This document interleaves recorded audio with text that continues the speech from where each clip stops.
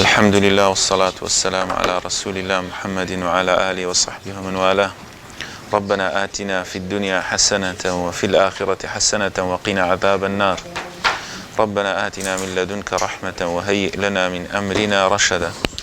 ربنا اغفر لنا ولإخواننا الذين سبقونا بالإيمان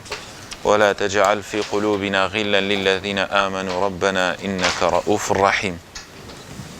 هر لباري بەرز ڕاگررتنی مزگەوت و ئەو شتانەی کە ناشیرنە و ناگونجێ و لە شان و شکۆی مزگەوت کەم دەکاتەوە باسمان کرد کە دۆزینەوەی شت یاخود قەبر دروستکردن یاخود قەبر لێدان لە مزگەوتێ یاخود ئەوەی باسمان کرد ئیمامی عومەر لەگەر حەسانی کوڕی ثابت ڕەزا و ڕەحمەتی خوای لەسەر بێ کە شعری دەخوێندەوە لە مزگەوتێ ئەوانەمان باس کرد گەیشتینە النهي عن البيع والشراء في المسجد. قەدەغەیە کڕین و فرۆشتن لە مزگەوت. وعنه واتاديسان لأبي هريرة رضا ورحمة خواه للسربي أن رسول الله عليه الصلاة والسلام قال أبي هريرة فرمي بيغمبري خواه فرميتي إذا رأيتم من يبيع أو يبتاع في المسجد أقديتتان كسيك دفروشي ياخد دكري لمزقوت فقولوا بيبلين لا أربح الله تجارتك خداي قورا بركة نيخيتا ناو بازرگانيكا دواتا بازرگانيكا سركوتو نبي بركة دار نبي أويك ملاحظة بفرمون وعنه سيتار زار وعنه تدا باس ما كر أبي هريرة رضا ورحمة خواه للسربي كم يكفر مدير روايات كردو بلام لبر أوي طلبي زور بوا زور خلق جوي لي بوا فرمودا كان لي نقل كردو بويا وادا زاندري كأبي هريرة أمهم فرمودي روايات كردو بلام زانان دا فرمون لتسل حديث بنزا حديث تايبت بخوي درنتسوا يعني أوي ترهمو لنزيتش 800 تابعي و صحابة لو يان روايات كبويا دبيني زور ناوي أبي هريرة جدي هم ل جيرانوي فرمودا كان هم دبيني لا وتاوشت كان أوي هو كاركي أجينا أبي هريرة أم هم فرمودين جراوت أوش ليرة لو ما رون دبيتو خوي بيع الشراء حلالة أصلا خداي قورا پێشی خۆشە و پێغەمبەر عەلەیهی سەڵات وسەلام ڕێنمایی کردینە کە ئینسان تیجارەت بکا و العمل من کەسب یەدیه ئەوانە باشترین بەندایەتی و ئەو جۆرە شتانەیە بەڵام لەبەر ئەوەی شوێنەکەی گونجاو نییە و لەگەڵ شان و شکۆی شوێنەکە ناگونجێ بۆیە پێغەمبەری خوا فەرموویەتی ئاوای پێ بڵێن لا ئەربەح الله تیجارەتەک خودای گەورە بازرگانیەکەت سەرکەوتوو نەکا و بەرەکەتدار نەکا. النهي عن إقامة الحدود في المسجد قەدەغەیە حد و كفارة شتكان لمزقود زيبة بكري. وعن حكيم بن حزام رضي الله عنه قال حكيم حزام رضا ورحمة خالد فرمي قال رسول الله عليه الصلاة والسلام بيغمبري خواه فرميتي لا تقام الحدود في المساجد يعني دست برينا جلد لێدانە ئەوانەی کە لە شەرع هەیە پێغەمبەری خوا فەرموویەتی ئەمانە لە مزگەوت جێبەجێ ناکرێ ولا يستقاد فيها یەکێک لە ناوەکانی قیساس کە خودای گەورە دەفەرمێ ولكم في القصاص حياة يا أولي الألباب یەکێک لە مانایەکانی قیساس ناوی قیوەدە. قیوەد واتە تۆڵەکردنەوە بە هەمان شێوە زمانی خۆی کەسەکەیان دەبرد لە هەمان شوێنی کە گوناه و تاوانەکەی کردیا کوشتنەکەی کردیا لەوێ تۆڵیان لێ دەستاندەوە ئەمە پێیان دەگوت قیوەت. بۆیە ئەوە دەفەرمی پێغەمبەری خوا ئەگەر کەسێکی لە مزگەوت کوشت یاخود زۆرێک لە جۆرەکان بوو لەم شوێنە تۆڵی لێ ناسێنێتەوە واتە کەسێک بری کاکە کە سوکاری کوژراوەکە بڵێن ئەمە پێمان خۆشە بە کوژەکە بینین لە مزگەوت تۆڵی لێ بکەینەوە ئەوە ناکرێت لە مزگەوت جێبەجێ ناکرێت. ئەوە لە زەمەنی پێغەمبەری خوا عەلەیهی سەڵات وەسەلام پێغەمبەری خوا نەهی لێ کردیە لەم زەمەنەی مەها زۆر یعنی کارەساتە و شتێکی ئاوا لە مزگەوت بکە. ئێستا زۆر جار دەبینی ئەوانەی ژنی مارە دەکەن دەڵێن بینە مزگەوت بۆچی برێ هەندێکیان تۆزێک لە قالبیان گرانە، ینی جیرانی مزگەوتێ و پێمان گوت وتێری ماڵ لەو چییە؟ گوتم ئاخە سونەتە لە مزگەوتێوی دوو قسەی خێر دەکەین لە ماڵ وابی گچکەیە بەش ناکە لەگە ژن و پیا و تێکەڵ دەبی دیار بماری زاواکەی زیاتر پێیان خۆش بە کچوی بەش دەدرا ئەو جەهاتن ئەجینا پێی خۆش نەبوو، ینی وە دەزانی شتێکی نوێیە بێتە مزگەوت ئەسڵەکە وایە ئەوانە لە مزگەوت دەکرێت، بەڵام وەکو تۆڵە سندنەوە ئەوە پێغەمبەری خوا دەفەرمی عەلەیهی سەڵات وسەلام لە مزگەوت جێبەجێ ناکرێت.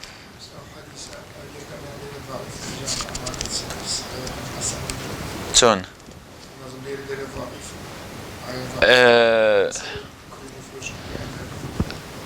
حەدیثی ضعیف، ئیشکردن بە حەدیثی ضعیف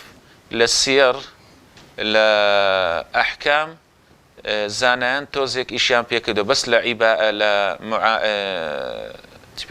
عیبادات و تەوحید و ئەوانە ئەسما و صفات و ئەوانە ئیشی پێ ناکرێ. بۆیە ئیبن حەجەریشی ناویەتی زانایان دەفەرمون عیلەتەکەی قادح نەبی، واتە عیلەتێکی زۆر ناشیرن نەبی، ئەگەر عیلەتێکی تێدابی فی سەنەدیه ضعف دەفەرمێ ئیشی پێ دەکرێت. ئەم حەدیثانش زانایان دەفەرمون پاڵپشتی قەول و تەقریرات و سیڕەی پێغەمبەری خوای هەیە عەلەیهی سەڵات وسەلام، بۆیە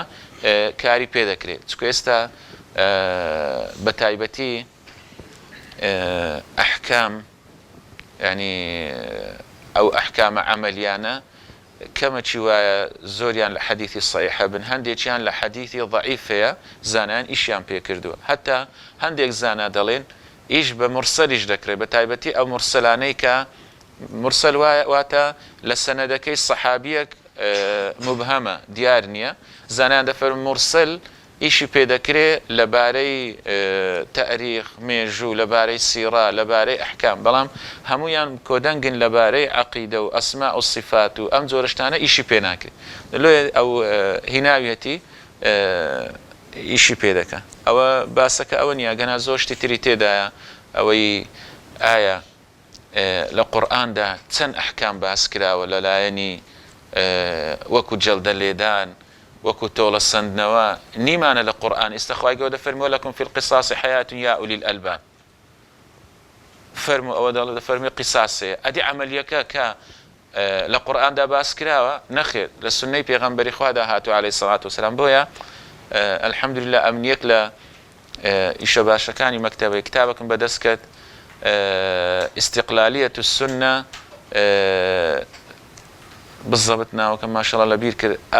سنە سربەخۆیی سنە لە چی؟ لە ئەحکام، لە هەندێک ئەحکامی جلدی و ئەحکامی عەمەلی و ئەوانە کە لە قورئاندا نییە. هەندێک جاریش وایە باسەکەم ئینشاءڵڵا ئیستیفادەی دەبی، زانایان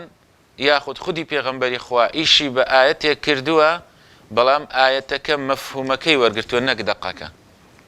ئێستا ئایەتمان هەیە لە سوورەتی ئەلبەقەڕە دەفەرمێ كتب عليكم القصاص في القتلى الحر بالحر والعبد بالعبد والأنثى بالأنثى فمن عفي له شيء من أخيه فاتباع بالمعروف ما بستمو آوية النفس بالنفس والعين بالعين والأنف بالأنف والأذن بالأذن. ليلة دليل نفس بنفس. أدي حديثي صحيح مان هي بدو كسان كسيتيان كشت بيغمبري خوا هردو چي كشتنوا. زانان متفقا دفرمون ئەگەر کەس جەماعاتێک کەسێکیان کوشت هەمویان دەکوژرێنەوە. عەمەلی سەحابەمان هەیە، قەولی پێغەمبەرمان هەیە عەلەیهی سەڵات وسەلام، کەچی لە قورئانش دەفەرمێ النەفس بالنەفس، دەفەرمێ دەبێ کەسەکە بە کەسەکە بکوژرێتەوە. بەڵام زانایان دەفەرمێ لێرە مەسلەحەتێک هاتۆتە دی، ئەم مەسلەحەتەش ئەوەیە کە ئەگەر تۆ جەماعاتێک کەسێک بکوژن ئەم کەسە نەکوژیەوە، لەوانەیە شەڕەکە وەکو دەڵێ کوشتن زۆر دەبێ و خەڵکیش زیاتر جورئەت دەکا کە وا بکە. هەر ئەوە زانایەک زۆر جوان بۆی چۆ دەڵێ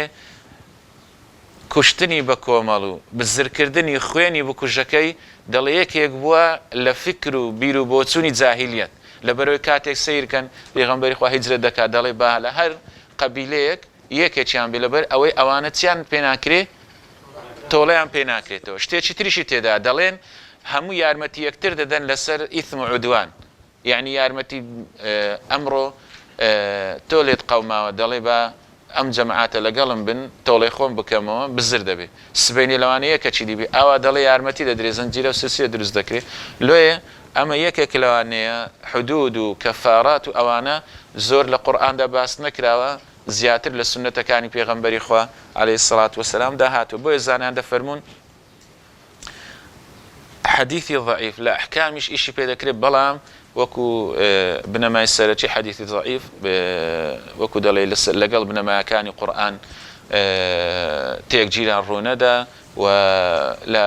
مەبادی و ئەساسی قورئان لانەدا ئەوان دەفەرمون ئیشی پێ دەکرێت و عیلەتەکەشی زۆر قادح نەبی واتە عیلەتێکی زۆر ناشیرنی تێدا نەبی. جواز بناء الخيمة في المسجد للمريض دروستە خێمەیەکی دروست بکەیت لە مزگەوت لە بۆ نەخۆشە یعنی شوێنێکی تایبەت جاچ بە ئەوەی کە ئێستا هەیە بە پەڕۆکی بێ یاخود چ بە شێوازێک بێ مهم شێوازێکی تایبەت بێ بۆ کەسێکی تایبەت. وعن عائشة رضي الله عنها قالت دايكمان عائشة فرمي أصيب سعد يوم الخندق روجي خندق لشر خندق كشر أحزاب شي بيدا وتري سعد كري معاذ رضا ورحمة إخوائي للسربي توشي خوين بربون بو بهوي أوي كبرين داريان كرلت سوچي تيركش با دەمارێک لە دەمارەکان کەوتبوو خوێنی ڕانە دەگرت بۆیە بەردەوام خوێنی لێ دەچوو پێغەمبەری خوا عەلەیهی سەڵات وسەلام فضرب عليه رسول الله عليه الصلاة والسلام خيمة في المسجد پێغەمبەری خوا عەلەیهی سەڵات وسەلام لە مزگەوتدا شوێنێکی تایبەتی بۆ دانا و وەکو بڵێ خێمەیەکی بۆ هەردا ليعوده من قريب تاکو لە نزیکەوە پێغەمبەری خوا عەلەیهی سەڵات وسەلام سەردانی بکاتن. دیارە هۆی شەڕی ئەحزاب و خەندەقیش ئەوە بوو کە دوای ئەوەی کە پێغەمبەر عەلەیهی سەڵات وەسەلام بەنو نەظیر و بەنو قەینوقاعی دەرکرد لە مەدینە سەرکردەی بەنو نەظیر کە ناوی حویەی کوڕی ئەختەب بوو چوو لەگەڵ قوڕەیشەکان ڕێککەتن کە وتی پێغەمبەری خوا عەلەیهی سەڵات وەسەلام لەناو دەبین وهاتۆ لە ڕێگاژدا بەنی غەتەفان و بەنی فەزارە و بەنی مڕە و ئەوانەی ئیقناع کرد و ڕێککەتن کە پێغەمبەری خوا عەلەیهی سەڵات وەسەلام نەستەئسیل وتی پێغەمبەری خوا لە ڕێگەوە دەردەین لە مەدینە ئەزیەتی دەدەین. دواتر حویەی کوڕی ئەختەب خۆی گەیاندا یەهودیەکانی بەنو قوڕەیظە کە لە ناو مەدینە مابن وتی ئێوە لە پشتەوە لە جێیشی پێغەمبەر بدەن عەلەیهی سەڵات وسەلام ئێمەش لە دواوە. کاتێک پێغەمبەری خوا ئەو خەبەرەی زانی زانایان دەفەرمون تاکە جەنگە کە پێغەمبەری خوا عەلەیهی سەڵات وسەلام لە مەدینە مایەوە دیفاعی کرد دەرنەچوو زۆربەی جەنگەکان پێغەمبەری خوا دەردەچوو دوژمن کە دەهات بەڵام ئەوە یەک لە جەنگەکانە والله ئەعلەم دەفەرمی پێغەمبەری خوا فەرمووی دەرچوونمان زیانی زیاترە بۆیە لە ناو مەدینەمانەوە ماڵ و منداڵەکەیان بردە خێمەکی بردە قەڵایەکی تایبەت حیسنێکی تایبەت و پێغەمبەر عەلەیهی سەڵات وەسەلامیش یارەکانی زۆر ئازاریان چێشە هەتا خدای گەورە لە قورئان دەفەرمێ لەقەد ابتولیە المؤمنون وزلزلوا زلزالا شدیدا یعنی زۆر توند هەژان سەحابە و هاوڵەکان لەگەڵ پێغەمبەری خوا عەلەیهی سەڵات وسەلام هەتا لە ڕوایەتی صحیح داهاتوە لە صحیح بوخاری دەفەرمێ سێ ڕۆژان خەندەقیان لێ دەدا پێغەمبەری خوش بۆ خۆشی بەشداری دەکرد لە فەرمێ سێ ڕۆژان بەس خواردنیان ئەستوچی جۆ بوو جۆیەکەش بە ڕوونێک دروستکرا بوو ڕوونەکە زۆر مابۆ بۆنێکی ناخۆشی لێ دەهات تاکو ئەو معجیزە ڕوویدا کە یەک لە هاوڵەکان والله ئەعلەم تەڵحەیە دەچی تۆما دێت چ خواردنێکمانەیە پێغەمبەروان زۆر هیلاکن بەس پێغەمبەری گاز دەکەم لەبەرەوەی دەیدیت پێغەمبەر عەلەیهی سەڵات وسەلام بۆ خۆی خۆڵەکەی دەردەدا بۆ خۆی بەشداری دەکرد هەتا دەفەرمێ جسم لە شولاری پێغەمبەری خوامان دەدیت کە تۆزێک بە مووی دیار بوو مووەکان هەموو تۆزی لێ نیشت بوو پێغەمبەری خوا بۆ خۆی بەشداری دەکرد بۆیە کە دەچێت دێتەوە دواتر معجیزە ڕووی دەدا هەموو هاوڵەکان نان دەخۆن ئەوە بوو کە لەم جەنگەدا سەعدی کوڕی مەعاد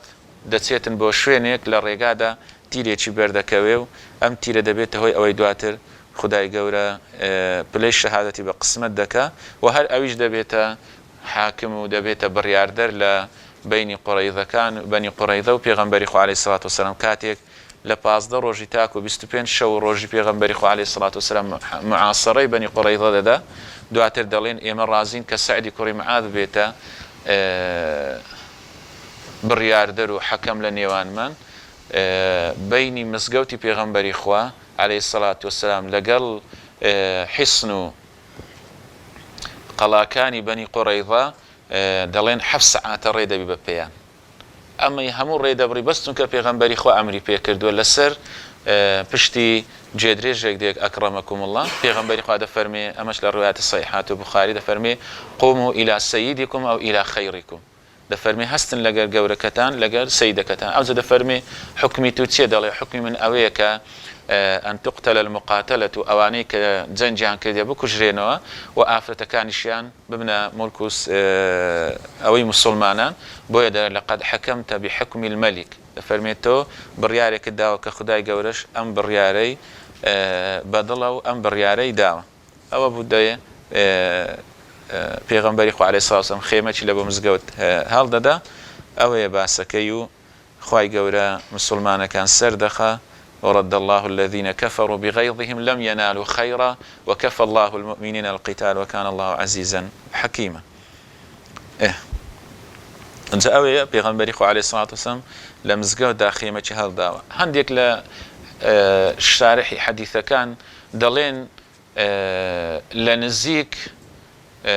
مزگەوت بووە لە ناو مزگەوت نەبووە یاخود لە نێوان بەنی قوڕەیضە و مزگەوت بوو بەڵام لە حەدیثەکەی زیاتر دەرێ خەیمەتەن فی المەسجدی ئەو لامە ئەلفلامە زانایان پێی دەگوترێ ئەلفلامی عەهدی ذهنی واتە لە مزگەوتی پێغەمبەری خوا بوو عەلەیهی سەڵات وسەلام ئەو کاتیش هەر مزگەوتی پێغەمبەری خوا هەبووە کە لە مەدینە نوێژیان تێدا کردو بۆیە زیاتر زانایان ڕەئیان لەسەرەوەیە کە لە ناو مزگەوتی پێغەمبەری خوا بوو عەلەیهی سەڵات وسەلام بەڵام هەندێک دەفەرمون شەرت نی لە ناو حەرام بووبی لە دەرەی مزگەوت بووە لە تەنیشتی بووە مهم لە مزگەوت بووە یاخود لە حوشەی مزگەوت بووە پێغەمبەری خوا عەلەیهی سەڵات وسەلام خێمەچی بۆ هەرداوە ئێستا ئیشتی تریش دێ پاڵپشتی ئەم حەدیثەی دەکا جواز التدرب على السلاح في المسجد دروستە تدریبکردن لەسەر سلاح لە مزگەوت بەڵام ئەوە ئێستا نابی وعنها رضي الله عنها قالت ديسان لدايك من عائشة رضا ورحمة الله سبدا فرمي رأيت رسول الله عليه الصلاة والسلام پیغمبری خواد دديت عليه الصلاة والسلام يسترني وأنا أنظر إلى الحبشة يلعبون في المسجد دفرمي پیغمبری خوا عليه الصلاة والسلام مني دادا بوشي وأمش سيري حبشة كانم دكر كسوداني شام بيدوتي لحديثي ترهاتوا يلعبون في المسجد لمزقود دا وەکو دەڵێ زۆران بازیان دەکرد شمشێر بازیان دەکرد ئەم جۆرانە نەوەک لوعبەچی ئیعتیادی ئەم حەدیثە زۆر قسەی لەسەر کراوە لەگەڵ چەند حەدیثێکی تر کە هاتۆتە سەرباسی ئەوەی کە ئایا دروستە ئافرەت سەیری پیاو بکە یاخود ئەم جۆرە یاریانە لە ناو مزگەوت کە باسی لەعبی دەکە ئەوە طبعا ئەمە گوتمان یەکێک لە مەبادیئە سەرەکیەکان بۆ تێگەیشتنیەکی ڕاست و دروست لە بۆ فەرمودەی کۆکردنەوەی فەرمودەکانە لە باسێک گوتمان کە سیر کە ئێستا ئەو کتابی دەخوێنین ئیبن حەجەریش هیناویەتی مەجموعە حەدیثێکی هیناوە کە هەموویان هەریەکی مەفهومێکیان لێوەردەگیرێ لەو شتانەی کە ناکرێن لە مزگەوت بکرێ ئاواش دەبێ بەڕاستی لە بۆ حکومەکان و شتەکان حەدیثەکان لە بابەکان کۆ بکەیەوە ئەو جە بڕیار بدرێت زۆر کەس دەبینی بە یەک حەدیثی بڕیار دەدا دەڵێ بەڵێ دروستە پیاو سەیری ئافرەتی بکە یاخود زۆر جار دەبینی ئەوە کە دێتە باسێکی ترکە لە ڕۆژی جەژن لەگەر ئەم جۆرە شمشێربازی کە ئەمە شمشێربازی بوونەوە کە هەندێک بەداخەوە ئەوانی کە دەڵێن تەجدیدی دین یاخود بە جۆرێک لە جۆرەکان فەهمی سەقەت دەڵێن نەعوذ بالله ڕەقسیان کردو و سەمایەکی تایبەت بە خۆیان هەبوو نەخێر ئەوە لە فەرمودەکان ڕۆن دەبێتەوە کە هەر ئیبن حەجەر کە ناوی لێناوە جواز التدرب على السلاح دیارە یعنی زانایان دەفەرمون لە شتەکان دیارە کە دوای پێغەمبەری خوا عەلەیهی سەڵات وەسەلام لەگەڵ بەشێکیان دەبێتە هاوڵ دژی بەشەکەی تریان تیرهاوێژی دەکەن یعنی ئەوە نەبووە تو بڵێ نەعوذ بالله وەکو ئێستا یاخود ماوەچی وا بوو دەیان گوت شای سەحابان کەئەنەما نەعوذ بالله سەحابە هیچیان نەبە بە شایی نەبی ئەوە خەریکی شایی بن دەیان گوت ناوێ لێ ناو شای سەحابان یاخود لەنا ئافرەتان بڵاو ببەوە سۆراوی حیجابان ئەویش بڵاو ببەوە ینی ئەوانە هەمووی بەداخەوە فەهمی سەقەتە بەڵام ئەوەی کە هەیە بەڵێ جار جار هەبووە ئافرەتانیش کە کۆمەڵگەیەک بوونە سەیری پیاوانیان کردووە بەڵام ئەویش لە حدود و سنووری تایبەتی خۆی بووە ها پێغەمبەری خوا عەلەیهی سەڵات وەسەلام دایپۆشیوە لە حەدیثەکان مەجموع حەدیثە کە ئێستا شتەکان بۆ ڕۆن دەبێتەوە لە هەندێک حەدیثن دەفەرمێ من لە پشت پێغەمبەری خوا بووم لە هەندێک حەدیث دەفەرمێ ڕوون بە ڕوومەتی پێغەمبەری خوا بوو لە هەندێک حەدیث دەفەرمێ پێغەمبەری خوا لەسەر شانی خۆی دانابووم خۆی نیە کردبوو من سەیرم دەکرد یعنی ئەوە نییە تۆ بڵێ وەکو بەداخەوە جاری وهەیە دەبین مامۆستایە فەهمی حەدیثەکەی وەکو پێویست ڕۆ نەبیت یاخود بەس ئەو حەدیثێ خوێندێتەوە لە شوێنێکی دێ دەڵێ دروستە تێکەڵ بن دروستە مۆسیقالێ بدێت دروستە ئافرەت نەخێر ئەوان نییە ئەوە تەماشاکە دەفەرمێ یەستوڕنی منی دادەپۆشت یعنی تێکەڵ نەبوون و زانانیش هەندێکیان هاتون ئەگەر زۆرێک لە تەویلە بەڵام دەڵێن ئەو کاتی ڕۆژی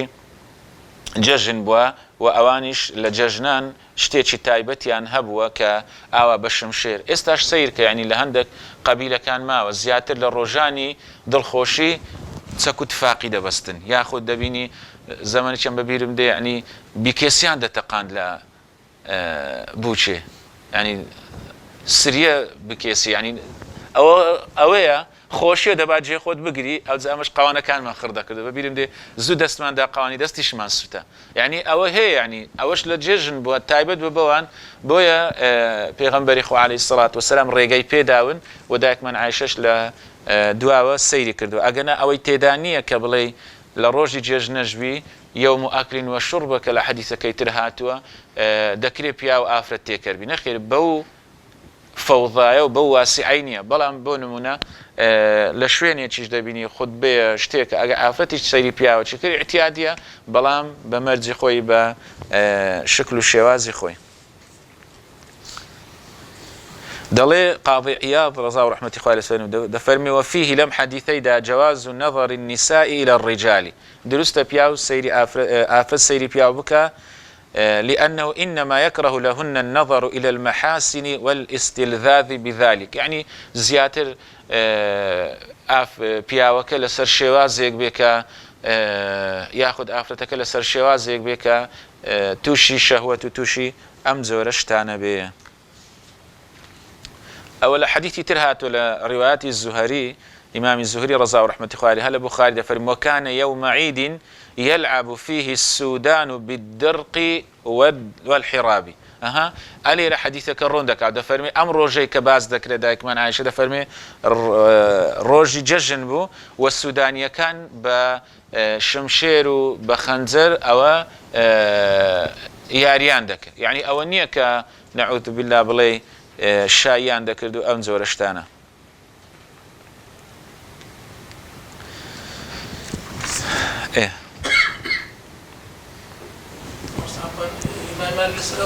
حديثية دەستێش ناشێکە بە شەهوەت سەوا قیاسیەوەی هەیە ئیچی سەرباز بۆی کە جەناب کە دەرێ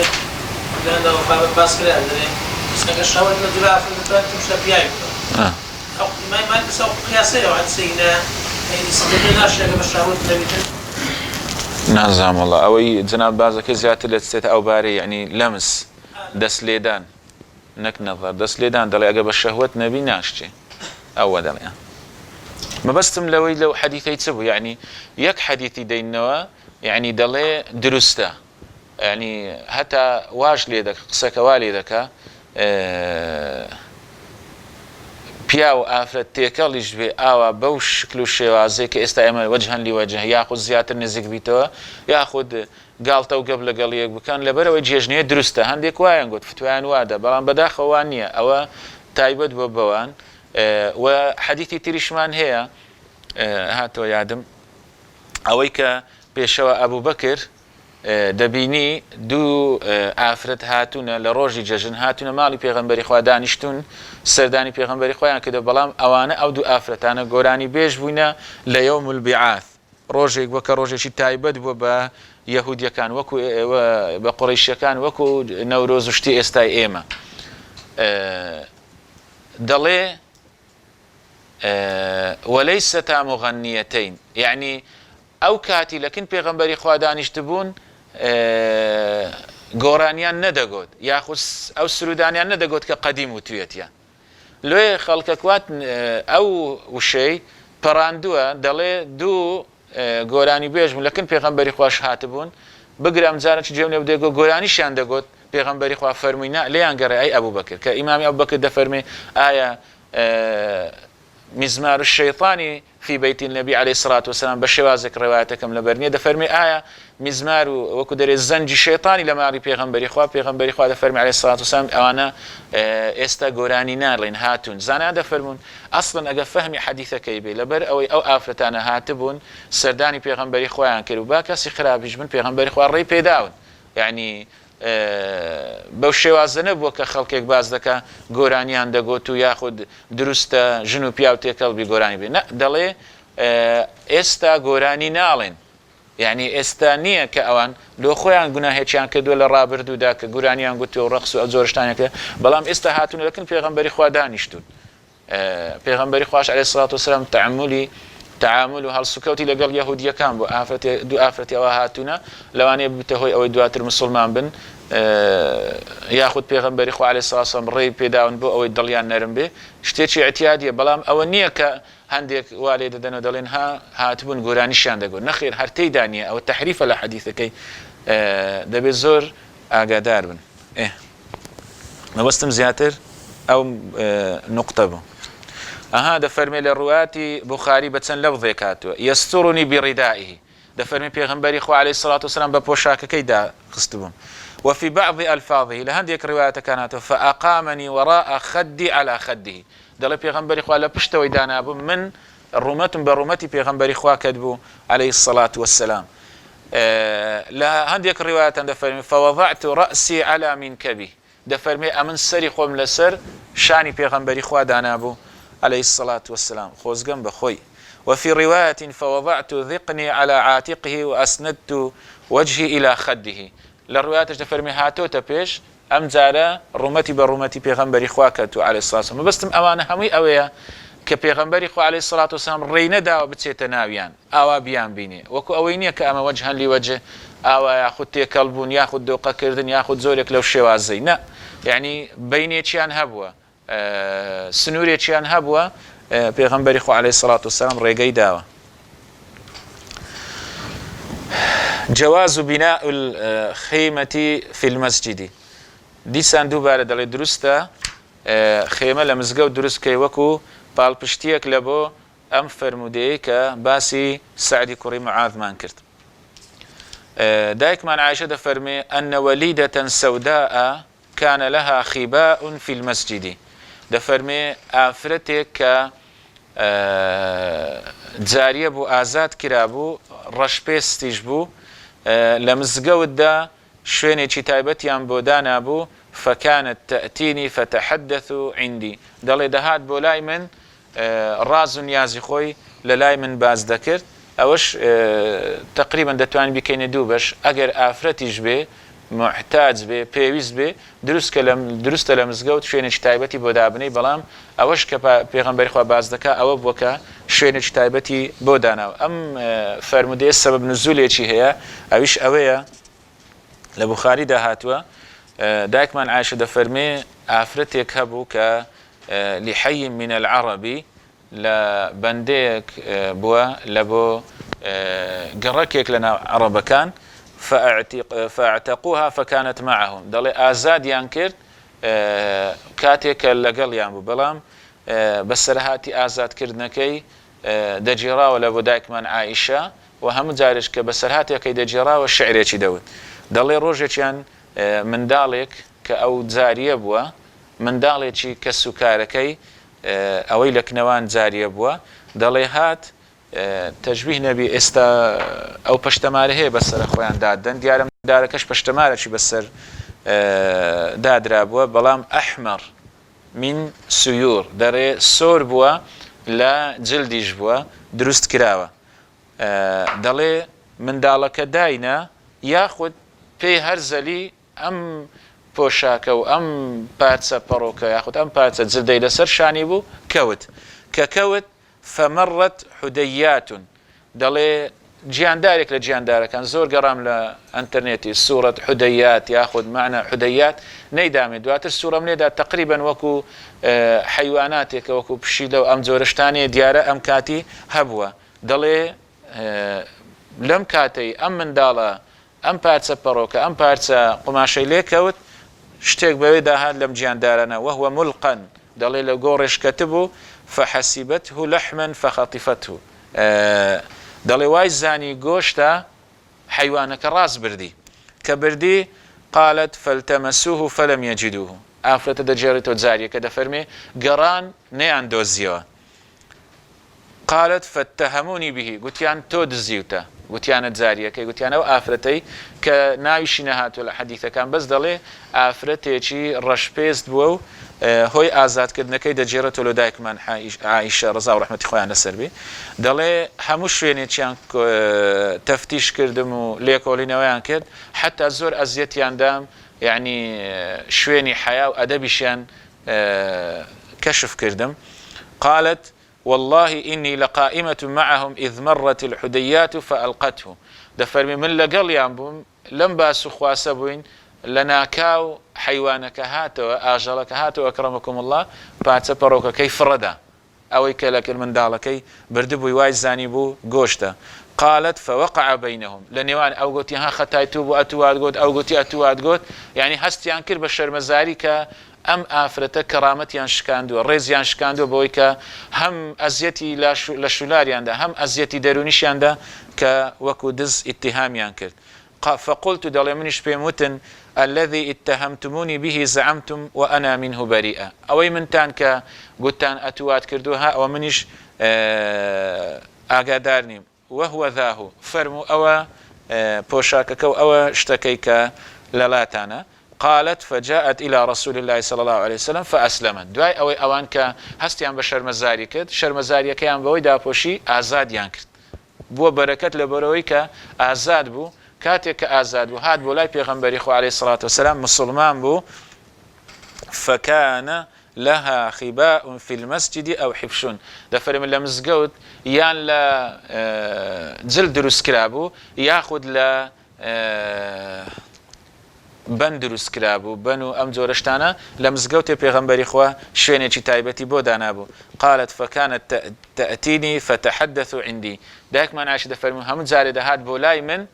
ئەم باسی لە لای من دەکرد فلا تجلس عندي مجلسا إلا قالت هەر کاتێک لەگەڵە من باسی کردبا باسی ژیانی خۆی کردبا ئەم باسی کردبایە إلا ئەم شعرەی دەخوێندەوە دەیگوت ويوم الوشاح من أعاجيب ربنا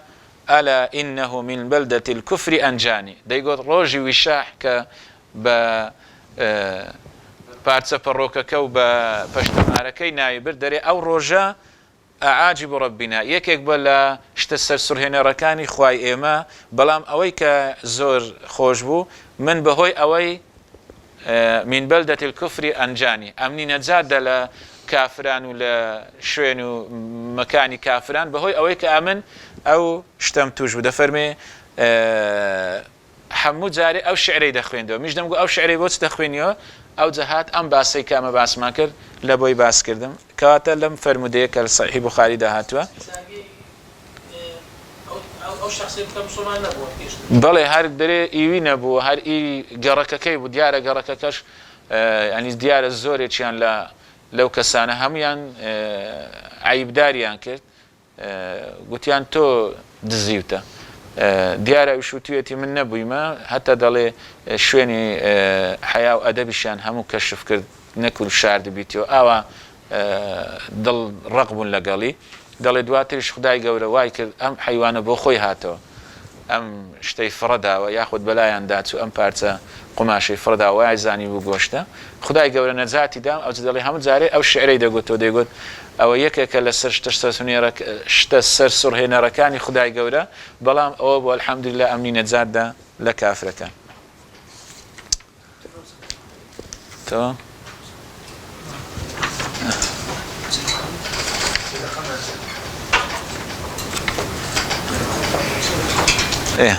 النهي عن البصاق في المسجد قدغه إنسان تف ياخذ لكردواري خمان أمامكو خوشنا وبيدين خويز يفردا لنا ومزقوته پیغمبری خوا ده فرمی انس بمان ده جرت فرمی پیغمبری خوا فرمیتی البصاق في المسجد خطيئة وكفارتها دفنها ده فرمی تفكردن لمزقوته گناها وكفارتك اوي دفن بكي بلام استا نابي دفنش بكي هر نابي لمزقوت بكي كاشو سبيتي بله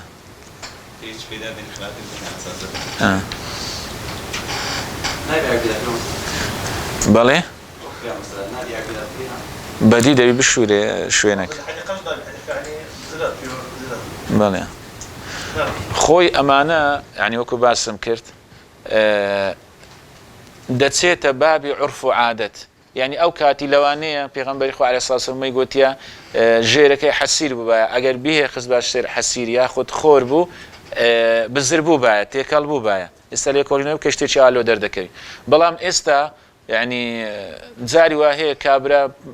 كلينسي شيبيا لنا مزغوتي دبيني زور او دكا يعني انسان ازيت بيدك چونك دائما اوشتانا بوتيا لو اوي بران بركت ازيت ندا يعني زانان ده فرمي يكك لحكمته كانوا لعلته كان كزور باسكرا لمزغوت كراس اويتر صوم بصل او خواردنانه ده فرمي هموي لحديث كان بوي تعليل كرايه عله دار كرايه كسك برانبرد ازيد ده ياخذ ملائكه ازيد ده كشوينه كزور بيروزه اما شويه يعني كسك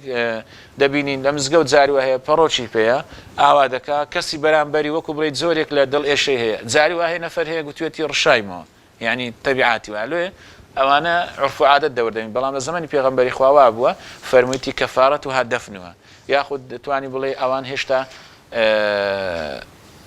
كساني چان تيدا بو نگەیشتن ام حالتي کە لە مزگەوت ئەوەی نەکەن بۆیە پێغەمبەری خوا عەلەیهی سەڵات وسەلام سەبرە شتەکانی بۆ نزیک کردوونەوە